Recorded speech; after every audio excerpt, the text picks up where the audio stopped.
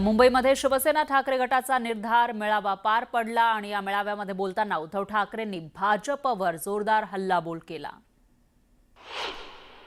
Polling agent असे असले पाहिजेत की त्याला ती मतदार यादी फोटोनिशी त्याच्या हातात पाहिजे जे असते, पण नुसता फोटो बघून नाही तर चेहऱ्यानिशी तो मतदाराला ओळखणाराच माणूस तिकडे पोलिंग एजंट असला पाहिजे।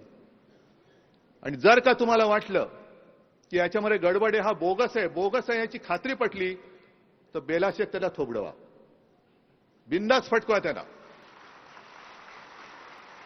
कारण जर का आपण सांगून निवडणूक आयोग दाद देणार नसेल, आयुक्त दाद घेणार नसतील, तर मग लोकशाहीमध्ये आपला अधिकार आहे की बोगस मतदाराला मतदान आम्ही करू देणार नाही। नाही म्हणजे नाही, काय वाटेल ते हो।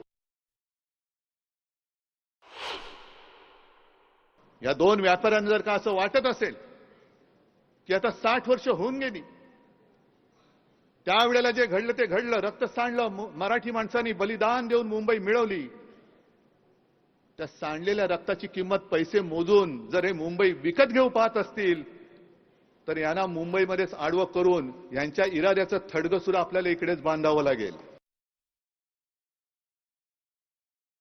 हे कसले आत्मनिर्भर पुचाट लेखाचे?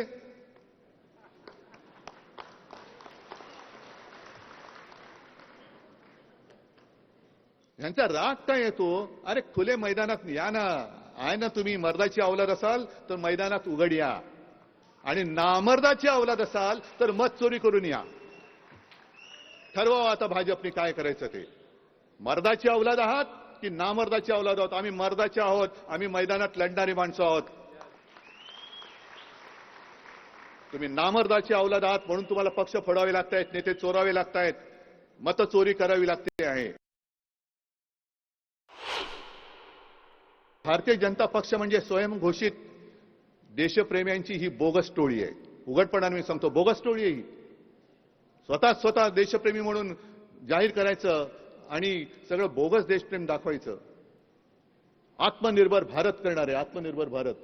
अजून आत्मनिर्भर भाजप नाही होत, लोक चोरावी लागतात त्यांना, पक्ष फोडावे लागतात, पक्ष चोरावे लागतात, नेते फोडावे लागतात, मतं चोरावी लागतात, आणि आत्मनिर्भर हे कसले आत्मनिर्भर पुचाट लेखाचे?